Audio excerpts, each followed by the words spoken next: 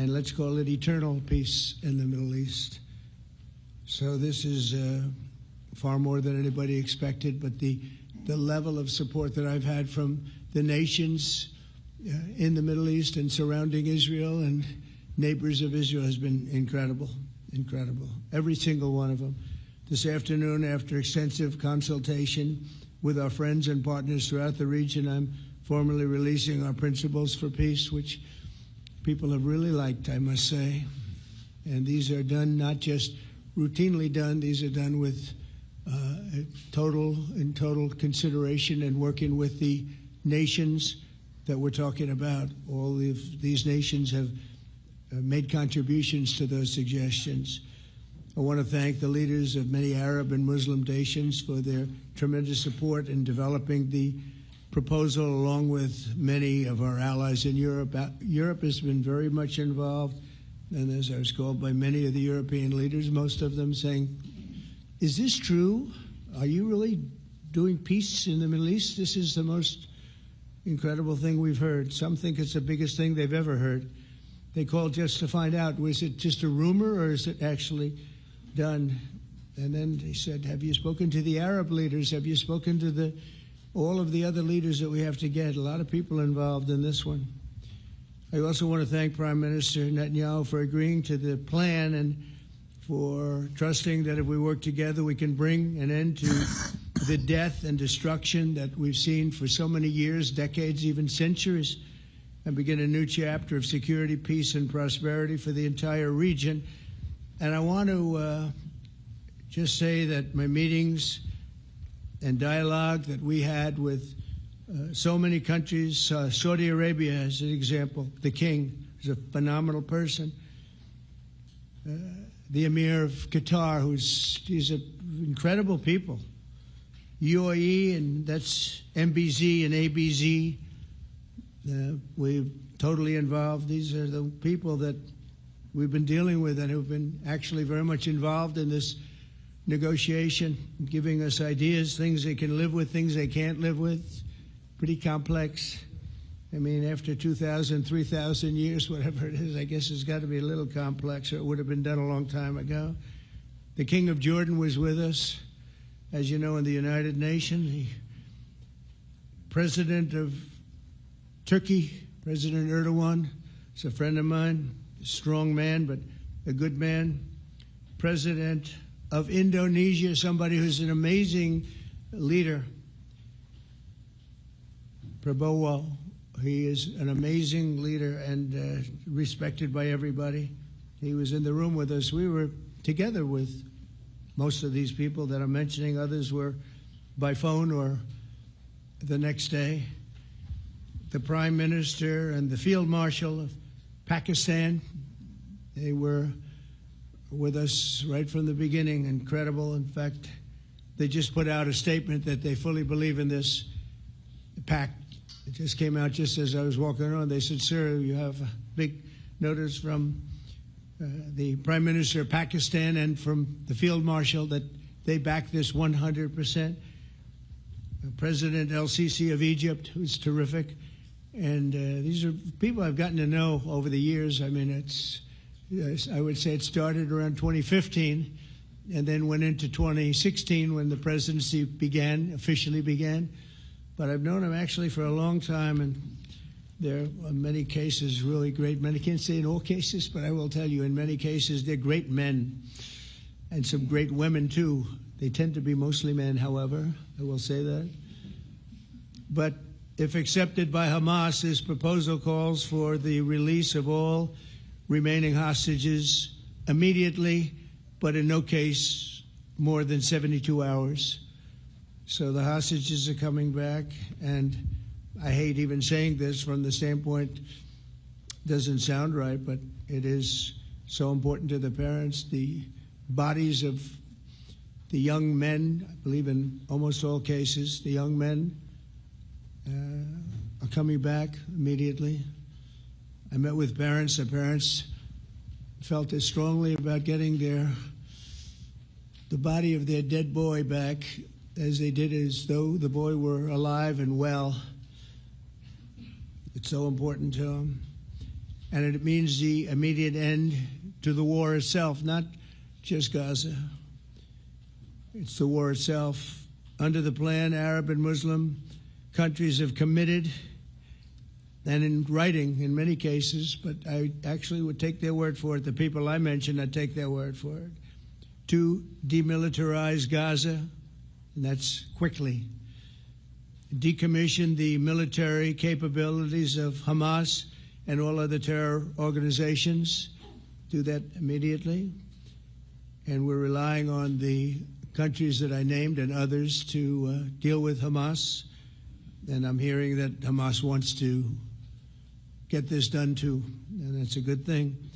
And destroy all terror infrastructure, including the tunnels, weapons, production facilities. They have a lot of production facilities that we're destroying.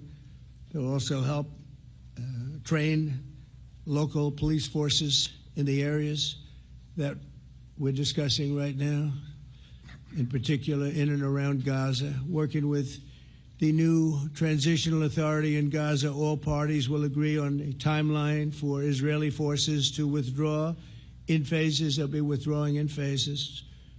No more shooting, hopefully, as progress is made toward achieving these goals. Arab and Muslim nations need to be allowed the chance to fulfill these commitments of dealing with Hamas. They have to deal with them because they were the one group that we have not dealt with. I haven't dealt with them. But the Arab countries are going to, and Muslim countries are going to be dealing with Hamas, and I believe they've already been there. I think they probably have an understanding, and they haven't maybe mentioned that, but I would imagine they do. Otherwise, they wouldn't have gone as far as they've gone. If they're unable to do so, then Israel would have the absolute right and actually our full backing, U.S. full backing. Marco's here, and a lot of our leaders are here, our great Vice President, Susie Wiles, Steve Witkoff, Jared Kushner. They've been so involved in this process. I don't think anybody else could have done it or even come close. But it's we're right there. We're right there. First time in thousands of years, I think you can probably say, if you really look into it, if you study back, if you're a scholar, you would say thousands of years. Israel would have my full backing to finish the job of destroying the threat of Hamas. But I hope that we're going to have a deal for peace. And if Hamas rejects the deal, which is always possible, they're the only one left. Everyone else has accepted it. But I have a feeling that we're going to have a positive answer.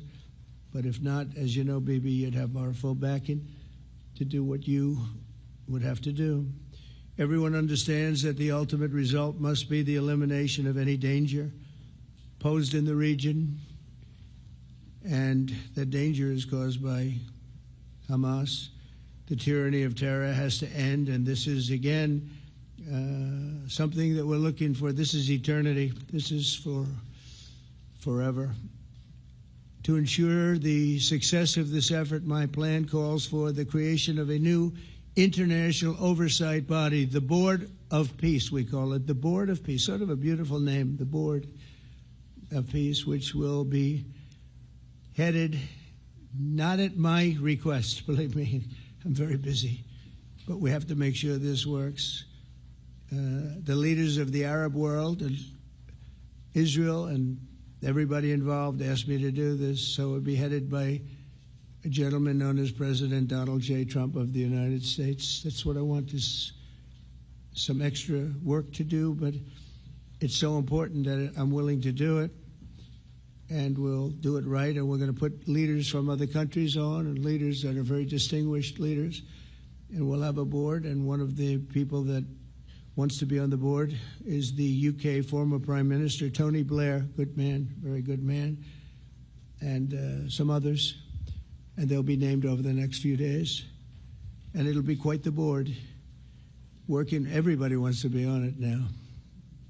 I don't know if that had anything to do. They named me and everybody else wanted to be on it. I guess they figure, well, he's a soft touch. He'll be easy to deal with. working with the World Bank and others, it will be responsible for recruiting and training a new government that will be made up of Palestinians along with highly qualified experts from all around the world. Hamas and other terrorist factions will play no role in the board, but they'll play no role in the governance of Gaza at all, directly or indirectly. As you know, thousands of Hamas leaders have been killed and soldiers have been killed. And we can never forget October 7th, but thousands have paid the price for that. And now it's time to get our hostages back and get back to trying to build something that's really great and very important. In our meeting today, Prime Minister Netanyahu was very clear about his opposition to a Palestinian state. And he continuously mentions October 7th, and I understand that. Most people do. And I understand and respect his position on many things, but what he's doing today is so good for Israel. I noticed that they have large crowds gathering in Israel all the time, and they have my name up. They like me for whatever reason, maybe I don't know, but they do like me. But they say two things. Please get the hostages back and please end the war. They've had it. It's had it. So I think it's a very popular thing you do because he's a warrior. He doesn't know about getting back to a normal way of life, but he is a warrior, and Israel's lucky to have him. But now the people want to get back to peace. They want to get back to normalization in a true sense. Several countries have foolishly recognized the Palestinian state. As you know, some of our European friends, allies, good people, but they're really, I think, doing that because they're very tired of what's going on for so many decades. They've been presidents and prime ministers for years, and during this time, having to do with the Middle East, all they're doing is talking about the same thing over and over. They want to see it get back. And nobody wants that more than me, or I believe Bibi too. But the people of Israel want it. They really want it. They want the hostages back. That includes the probably 32 bodies that we're talking about, 20 people that are living, 32 or so people that are dead, and they want to have peace. So let us not forget how we got here. Hamas was elected by the Palestinian people. Israel withdrew from Gaza thinking they would live in peace. Remember that a long time ago? They withdrew. They said, you take it. This is our contribution to peace. But that didn't work out. That didn't work out. It was the opposite of peace. They pulled away. They let them have it. And I never forgot that because I said, that doesn't sound like a good deal to me. As a real estate person, I mean, they gave up the ocean, right? Ron, they gave up the ocean. They said, who would do this deal? And it still didn't work out. They were very generous, actually. And they gave up the most magnificent piece of land in many ways in the Middle East. And they said, all we want to do now is have peace. And that request was not honored. Instead of building a better life for the Palestinians, Hamas diverted resources to build over 400 miles of tunnels and terror infrastructure, rocket production facilities, and hid their military command posts and launch sites in hospitals, schools, and mosques. So if you went after them, you'd be after them, and you wouldn't even realize you ended up knocking out a hospital or a school or a mosque. A terrible thing, terrible way to have to fight. No fight is good, but that's a real bad one. So there are many Palestinians who wish to live in peace. Many. I've seen so many of them. And they have support. And I challenge the Palestinians to take responsibility for their destiny, because that's what we're giving them. We're giving them responsibility for their destiny, fully condemn and prohibit terrorism and earn their way to a brighter future. They don't want the life that they've had. They've had a rough life with Hamas.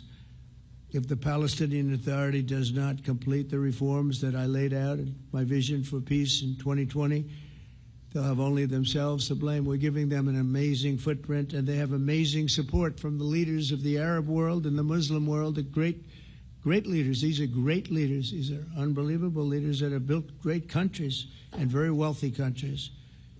what the future holds for the Palestinians. No one really knows, but the plan that we put forward today is focused on ending the war immediately, getting all of our hostages back, getting everything back. Hard to believe when you even say it, and creating conditions for durable Israeli security and Palestinian success. Israeli security is going to be involved. We're going to help you. We'll be there with you in terms of helping with security. We want to make sure it works. We just want to make sure it works. There shouldn't be a shot fired. Now, there will be, I guess, because that's the way it seems to be, but there shouldn't have to be within a few days. There shouldn't have to be a shot fired. Maybe for eternity. Wouldn't that be nice? I hope it's true. I can tell you the leadership of that region feels that there's a good chance of it being true. So this will lead to this agreement that we're talking about will lead to a sustainable, long-term peace. No president in history has been a greater friend of the state of Israel than I have, in addition to negotiating the Abraham Accords. I like to say it that way because the real people, that's what they call Abraham. I would say Abraham, but it's so much nicer when you say Abraham. So much more elegant. But the Abraham Accords are amazing. Jared, you did that along with your group of geniuses, and nobody thought that could be done. We have 4 countries, and Sleepy Joe Biden didn't do a thing. He didn't even know what the hell they were. He should have had them fold up. But I think this will also lead to packing them. And who knows, maybe even Iran can get in there. I hope, we hope we're going to be able to get along with Iran. I think they're going to be open to it. I really believe that. But they could be a member. I long ago said, I'll bet you at some point Iran will be a member of the Accords. And little did I realize it was going to take this turn. That was some turn we did with the B-2s. But I think they might very well be there because it's a great thing for them economically. I recognize the eternal capital of Israel. I opened the American embassy in Jerusalem. That was something that everyone said would never be done, could never be done.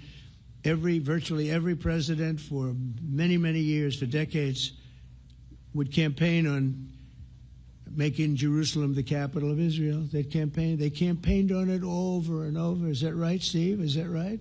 Everyone, and when they got to it, and I understand why now, because it was so, when I got to office, I campaigned on it too. I said, we're going to make it, and then I'd get calls from the leaders of various countries saying, please don't do it, please don't do it. It'll end the whole world, please don't do it. And finally, I just didn't say anything, and I did it. People were calling me before I did it because they heard I was going to do it, and leaders of countries were calling me, and I think it was on a Thursday that I did it, and they'd call me Monday, Tuesday, Wednesday, 3-4 times a day, and I said, tell them I'll call them back on Friday. And I announced it on Thursday, and I called them back, the biggest people in the world, and they said, you've done it. I said, done what? You've made the capital of Israel, Jerusalem, and we wanted to talk yet. I wish you called me a little sooner. Maybe I could have done something about it. So that was a lot easier than getting into an argument because I knew what they were calling about. And you know what? It turned out to be amazing. Everybody thought it was going to lead to the end of the world, right? The end of the world, Ron, that's what they said. It didn't lead to anything. It just led to something that I promised and something that was very, very popular for Jewish people and a lot of other people, too. I recognize Israeli sovereignty over the Golan Heights, and I cut taxpayer funding to the corrupt United Nations Relief and Works Agency. And United Nations was interesting because, as you know, a few days ago they introduced me. Ladies and gentlemen, the President of the United States, I'm looking at my teleprompter, and the thing was dead, stone cold, dead. The thing's up here. I have a long, beautiful speech to make. I'm back 30 feet back, and I'm saying, they're introducing me. There's nothing on my teleprompter. So, but I made a speech. I actually got good marks. You think Biden could have done that? I don't think so. I don't think he could have done that. I don't think too many people could have done it. But actually, it was actually more of a speech from my heart, if you want to know the truth. I think it was it was maybe better in certain ways because it was from the heart. It has to be from the heart, otherwise you're in big trouble. But I cut taxpayer funding for that very corrupt United Nations Relief and Works Agency, and nobody thought that would be done, and withdrew from the horrible Iran nuclear deal that was imposed upon Israel by Barack Hussein Obama and Biden. And I don't think Biden knew anything about it, though. I don't think he knows anything about it now, actually, if you ask him. He'd say, what is that? And we obliterated Iran's nuclear enrichment capacity, making it impossible for them to have a nuclear weapon, which they would have had probably in about 2 months from that. But I've never asked Israel to compromise its security, but we had big, strong talk. Nobody's been better to Israel. No president's been better to Israel than Donald Trump. But we had a long, strong talk, Bibi and I, and he understands it's time. It's time. History has shown. And the people of Israel want it. And the people of the Middle East want it. The people of enemies of Israel want it. But they don't have really too many enemies right now. And you know what? Many countries have gained great respect for Israel, for the way they fight, for the job they do, including me. I had respect anyway, but they gained respect. History has shown us that those who have relations with Israel have thrived, while those who have devoted resources and attention toward the destruction and even annihilation of Israel have languished. They haven't done well. Israel is not going anywhere. They're going to coexist with other people and countries in the region, from Syria to Lebanon to Saudi Arabia. The promise of a new Middle East is so clearly within our reach. This is the closest we've ever come to real peace, not fake peace, not political fool's peace. If we can get this difficult problem solved, the opportunities for all within that vast region of this world, it's a vast region, it's unlimited. The Abraham Accords show that all countries are better off when they communicate and work together and embrace new opportunities. I hope Jared and Steve and Susie and Marco and Jadu, we have great people. I hope you guys are going to work very hard to get these other countries in, because now they have no excuse. There's no longer an excuse. They were, some were hesitant. And I tell you, the 4 countries that went in, I give them tremendous credit, and it's worked out incredibly well for them. In the same spirit, I'm pleased to report that earlier today we took another important step toward greater understanding of the region. A short time ago, we had a historic phone call in the Oval Office with Prime Minister Tani, who's really a great, great person. So we had a great talk, and I was on the phone, and Bibi was talking. Prime Minister Al-Thani was of Qatar. They really had a heart-to-heart conversation. It was a great conversation, I thought. It was productive. It was everything that you need to have something turn out to be successful. And I want to thank Bibi, and I want to thank the Prime Minister. It was fantastic. We agreed to launch a formal trilateral mechanism between Israel, Qatar, and the United States to begin a dialogue to enhance mutual security, correct misperceptions, and avoid future misgivings. And I want to thank Qatar, its leadership, and the Emir.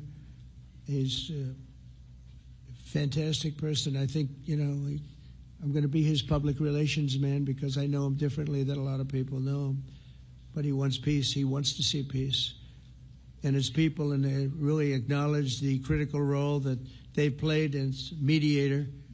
And again, we're not quite finished. We have to get Hamas, but I think they're going to be able to do that. So now it's time for Hamas to accept the terms of the plan that we've put forward today. And again, this is a different Hamas than we were dealing with, because I guess over 20,000 have been killed. Their leadership has been killed 3 times over.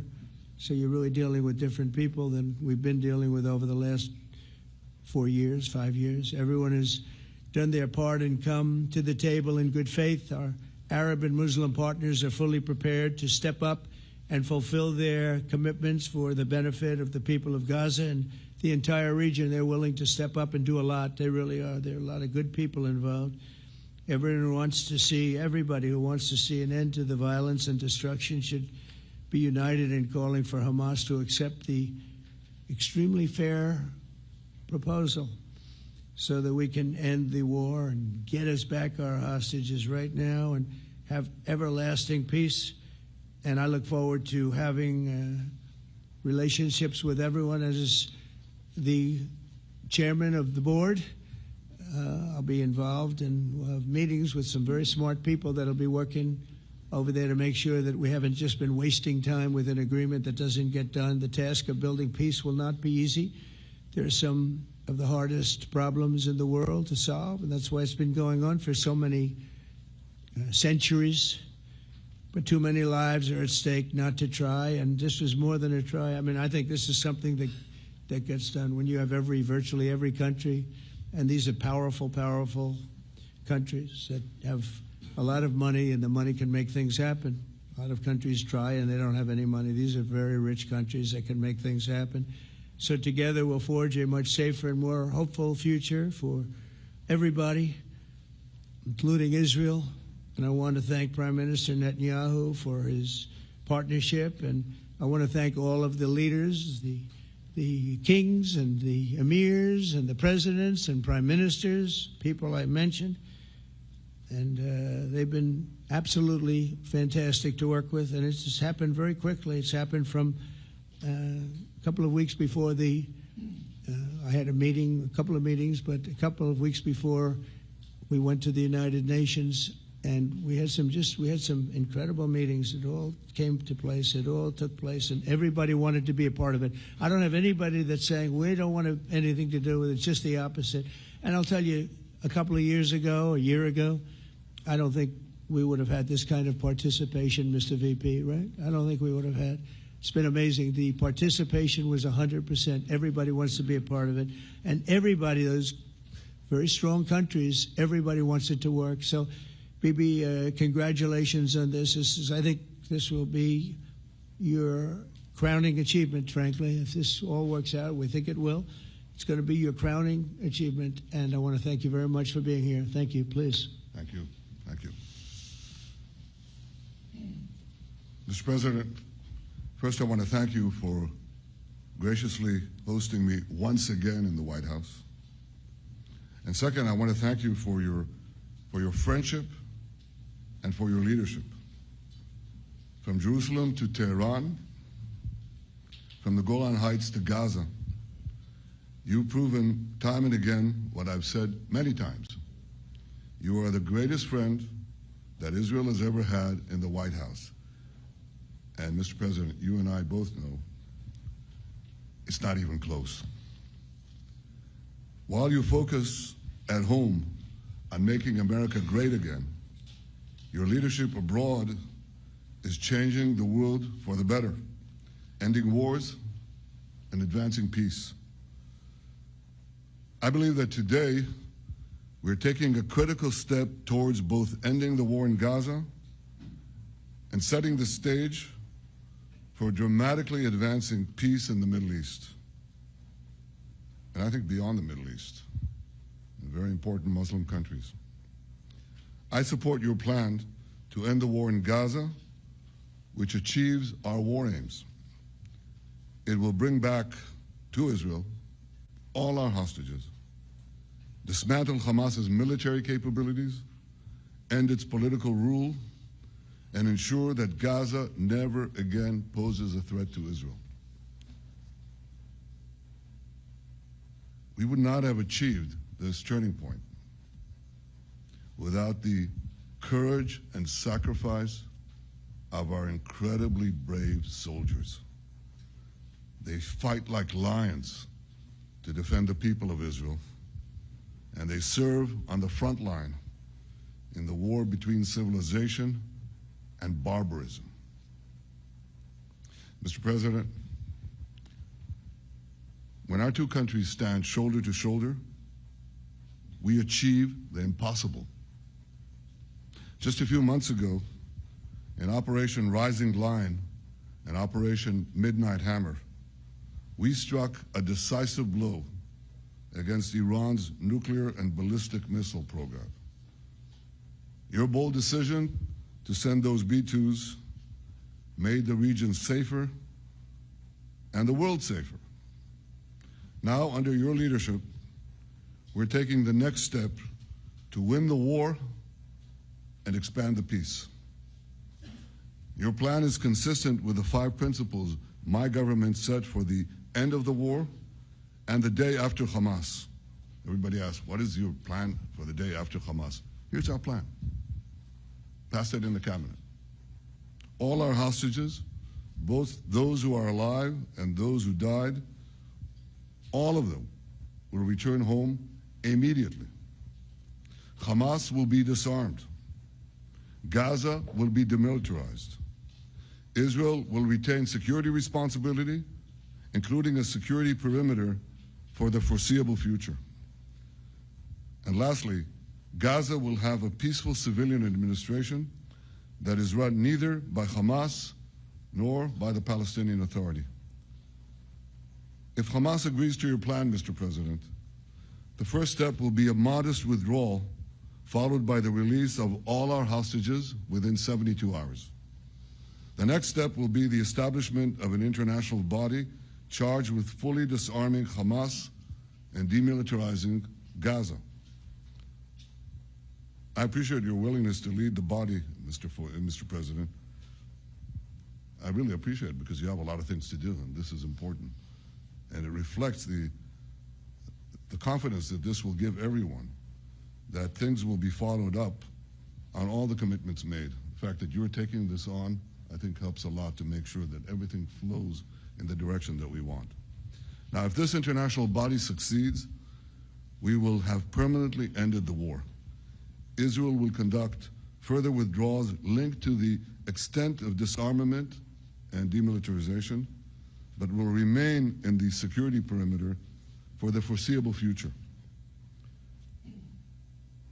I think we should understand that we're giving everybody a chance to have this done peacefully, something that will achieve all our war objectives without any further bloodshed. But if Hamas rejects your plan, Mr. President, or if they supposedly accept it and then basically do everything to counter it, then Israel will finish the job by itself. This can be done the easy way, or it can be done the hard way, but it will be done. We prefer the easy way, but it has to be done. All these goals must be achieved because we didn't fight this horrible fight, sacrifice the finest of our young men to have Hamas stay in Gaza and threaten us again and again and again with these horrific massacres. Mr. President, I was encouraged by your clear statement at the UN against the recognition of a Palestinian state. That would be an outcome that, after October 7th, would reward terrorism, undermine security, and endanger Israel's very existence. As for the Palestinian Authority, I appreciate your firm position that the PA could have no role whatsoever in Gaza without undergoing a radical and genuine transformation. In your 2020 peace plan, which you mentioned just now, you made clear what that transformation requires. It's not lip service. It's not checking a box. It's a fundamental, genuine, and enduring transformation. And that means ending pay to slay, changing the poisonous textbooks that teach hatred to Jews, to Palestinian children, stopping incitement in the media, ending lawfare against Israel at the ICC, the ICJ, recognizing the Jewish state, and many, many other reforms. It won't come as a surprise to you that the vast majority of Israelis have no faith that the PA Leopard will change its spots. But rather than wait for this miraculous transformation, your plan provides a practical and realistic path forward for Gaza in the coming years, in which Gaza will be administered neither by Hamas nor the Palestinian Authority, but by those committed to a genuine peace with Israel. I think this can be not only a new beginning for Gaza, I think it can be a new beginning for the entire region. Under your leadership, we can re-energize, well, I've got to contribute my own, we can re-energize the Abraham Accords. That's what it's called in the original Hebrew, Abraham. Abraham is fine, Abraham, however you want to call it. Under your leadership, Mr. President, we can re-energize the Abraham Accords that we forged 5 years ago.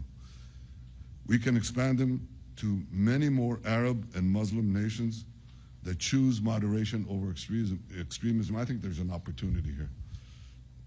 It's not going to be easy. It's tough going. But I think if we succeed, you're absolutely right. We're going to open possibilities that nobody even dreamed of. But I think we dream of them.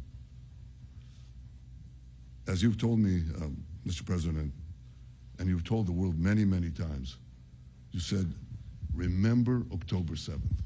Remember October 7th. And we do. We will never forget the horrors of October 7th, and we will do whatever is necessary to make sure they don't happen again. Since October 7th, Israel's enemies have learned a hard truth. Those who attack us pay a heavy price, but those who partner with us advance progress and security for their peoples. President Trump just said it. It's also in the Bible. It says, those who will bless you will be blessed, and those who will curse you will be cursed. And that's actually what is happening. We want the blessings. I think we've done a lot in the past 2 years to end the curse. We're not finished, but we've done a lot. And we've done a lot together to end the curse. I want to thank your entire team for their efforts to get to this point. I especially want to thank Steve Witkoff and Jared Kushner for their indefatigable work to bring Israel and Arab states in the region closer together. I am deeply grateful to both of them for their work. We had a phone call today just to make it clear. I said to the Prime Minister of Qatar, Israel was targeting terrorists, wasn't targeting Qatar.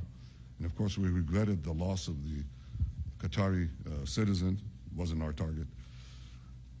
And I very much appreciate President Trump's proposal to have a trilateral body, the United States, Israel, and Qatar, to work out respective grievances. There are quite a few. But if we could try to mitigate them or put it on a different footing, I think that would be good for everyone. Above all the people, the fine team, and many helpers who've done this, I want to thank you, Mr. President. History has already shown that under your leadership, Israel and America can change the face of the Middle East.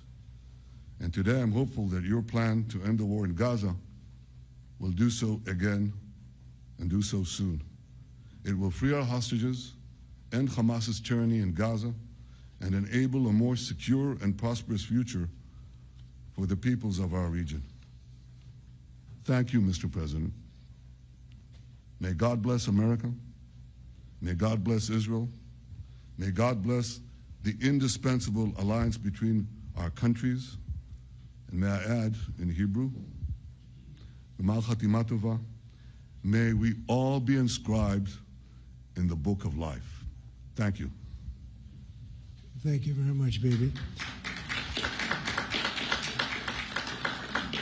So I think while we wait for these documents to be signed and get everybody in line, I think it maybe is not really appropriate to take questions. I'm meeting with, as you know, a couple of Democrats in a little while about the country, about keeping our country open. They're going to have to do some things because their ideas are not very good ones. They're very bad for our country. So we'll see how that works out.